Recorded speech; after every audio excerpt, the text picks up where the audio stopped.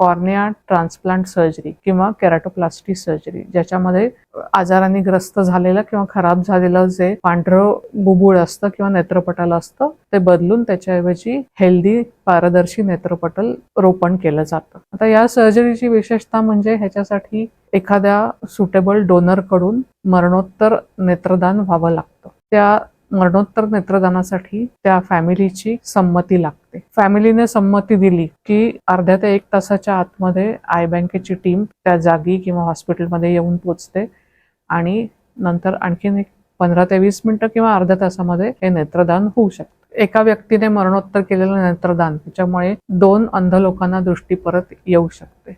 प्रत्येकाने या गोष्टीला सपोर्ट केलं पाहिजे आणि देशातले जे कॉर्निया ब्लाइंडनेसमुळे अंध झालेले जे रुग्ण आहेत त्यांना बघता यावं यासाठी मदत केली पाहिजे.